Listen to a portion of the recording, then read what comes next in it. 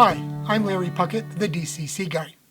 Today on the DCC Guy, I want to take a look at accessory decoders.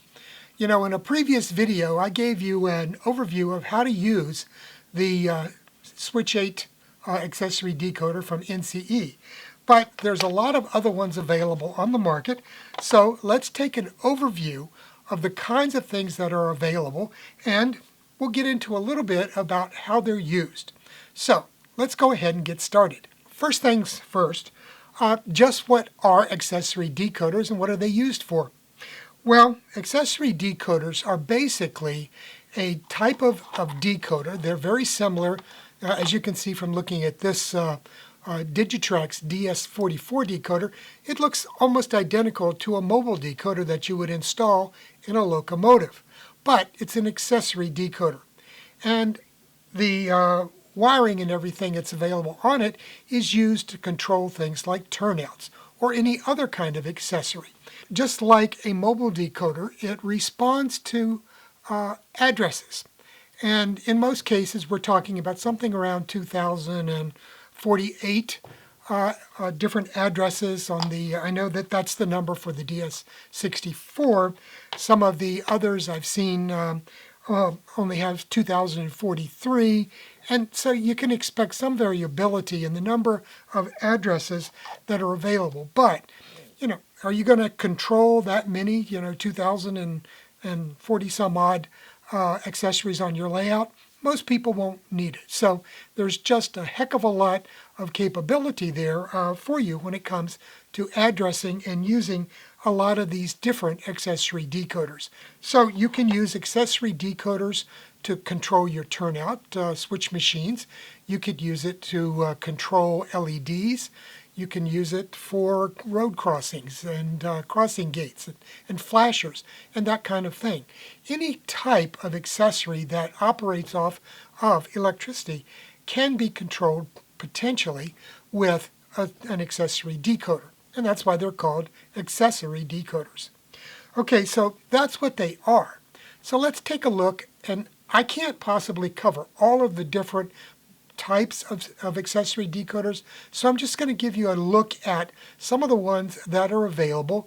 I have a selection of, probably a dozen or more different ones from different companies. So we'll look at a representative overview of what's available on the market. So, as I said, accessory decoders are used for controlling different types of accessories. And there is a wide variety of shapes and sizes that are available to do different things. And they all have very differing capabilities. So let's take a look first at something that is a very simple accessory decoder, and that's this Digitrax DS44. And basically, it can do a number of things. It's primarily for controlling switch machines. You'll notice it's fairly limited in size and everything. You cannot use outputs or inputs from push buttons or toggles to control it. It takes commands from your throttle or from a computer, command station interface, that kind of thing, to be able to throw your switch machines. So it's a more limited type of accessory decoder.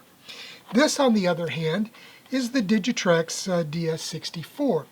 It's probably one of the most powerful of the accessory decoders. It has a considerable internal programming capability. You can program routes for it, and I did an article on how I used it for programming routes in my Monroe yard previously in Model Railroader, and it's very good at that. And I'll be showing you, by the way, how all of these different accessory decoders work in future videos, and we'll go over how to program the DS64 for some of its features. The DS64 is also very interesting in that it comes capable of powering both tortoise stall motor type switch machines as well as the solenoid based switch machines, and can be used even with the Kato type switch machines. So it's very flexible in that respect.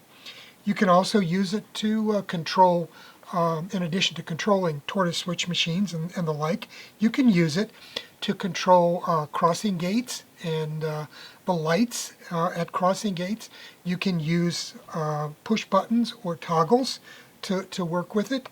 You can use detectors on the layout to be able to detect the presence of a locomotive coming at it and turn on a crossing gate, for example.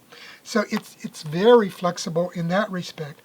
And like many of the others, it can be powered either from track power or from an external power source. So it has a lot of capabilities. As you can see here on the back, you've got a power plug and connections to the LocoNet. So this can report back to the LocoNet or to the command station via the LocoNet, and also to a computer program like JMRI for controlling, using computer anyway, to control various functions on your model railroad.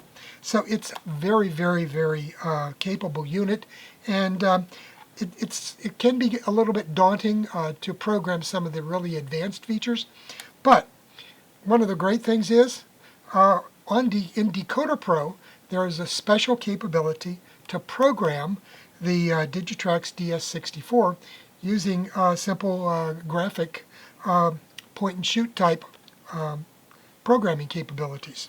So I have found it, very useful in that respect. Let's take a look at some of these others that are unique. Now, of course, I showed you the NCE Switch 8, which has 8 outputs on it. There's also a similar version that's a quad output that has capacitive discharge capability, so it can be used with solenoid type switch machines. It's very similar in other respects to the Switch 8 though, except of course that it only has 4 outputs instead of the 8. So it's a very nice capable unit, and it can also be switched between DC and DCC power and power inputs from the track or power inputs from an external power supply. So it's a nice device from that standpoint. They also produce this Switch It Mark II decoder, accessory decoder. It's primarily used for controlling switch machines, tortoise switch machines. And the great thing is, you can put a piece of sticky foam, double-sided foam tape on the back of it, or they suggest using hot melt glue to attach it directly to your tortoise switch machine, and you can control it. It's very, very effective way of controlling a pair of switch machines, for example.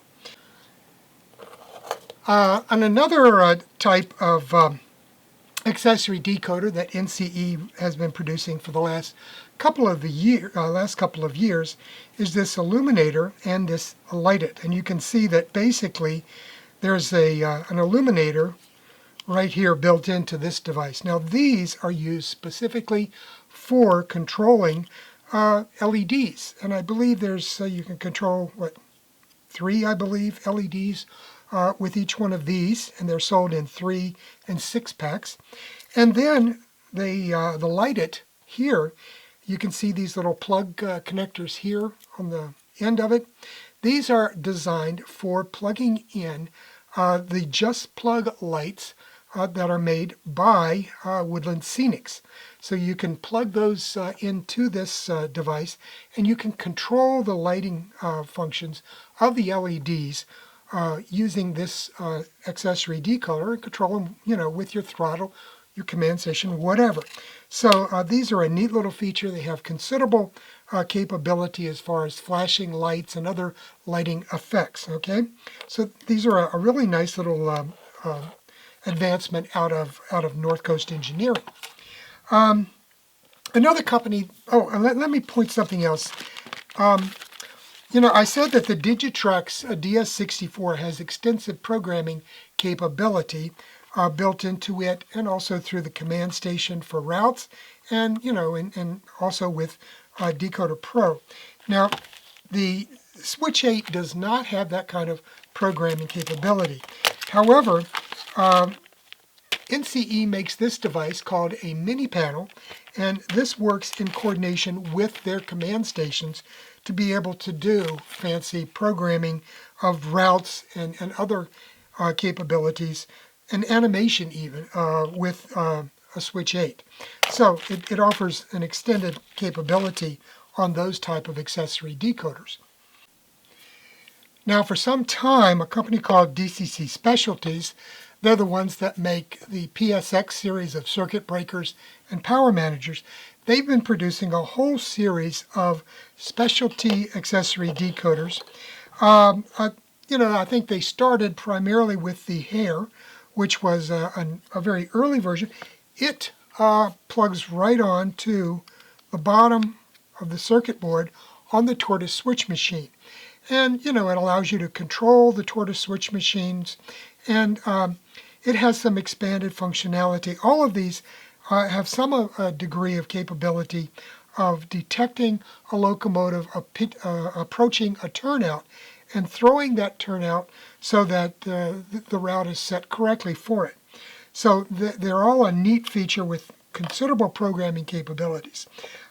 This is a more advanced version of the hair, like I just showed you, and it clips right onto the bottom here, and as you can see, it's got screw terminal connections here, so you can do all your connections to the tortoise without any soldering to that circuit board, as I've shown you in the past. So this is a really nice feature. This is called the Tortoise Buddy, and as you can see, same thing, plugs right on to the circuit board and allows you a lot of added functionality. I can't get into all of the different capabilities of each of these. Some of them are dual, some of them like this. Well, let's go ahead and go through these.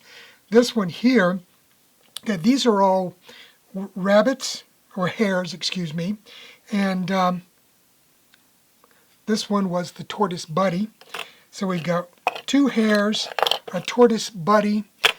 This one here is called a wabbit. So we've got a wabbit and a hare, and a tortoise all involved in all of this stuff. And this one has all of the connections, again, are screw terminals. This one here is called the Jack Wabbit, and they're very innovative about these names here.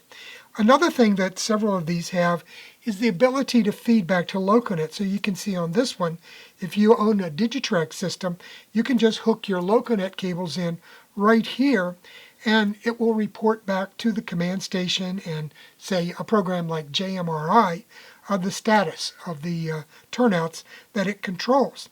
So it has a lot of advanced capabilities. This is a quad version, so it can control 4 different turnouts. So it has considerable capabilities in that respect.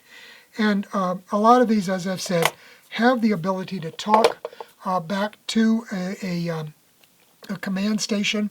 The switch 8 has an auxiliary input unit available that allows it to report back to the North Coast Engineering type command stations.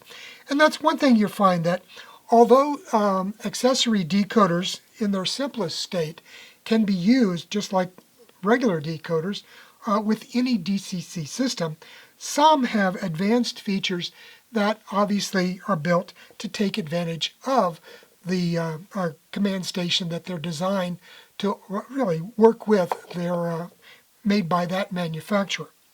So, you can use different decoders or accessory decoders from different manufacturers, but in some cases, for the more advanced ones, you're going to benefit, for example, like the Digitrack system, you're going to benefit most by using this with a Digitrack system. You can also set up a standalone Loconet. It requires a little extra effort, but you can use these with any other DCC system if you have a standalone Loconet that you can plug these into. I'll be doing more videos on these. Like I said, I've done a video on how to use the Switch 8 accessory decoder from North Coast, and I'll be doing one on how to use the Digitrex DS64 for various capabilities. So we'll be looking at all of these over time, and as I get a chance to install them here on the layout. And eventually we'll get around to showing you how you can use all of these various types of accessory decoders on your model railroad. So keep coming back for more videos here on the DCC Guide.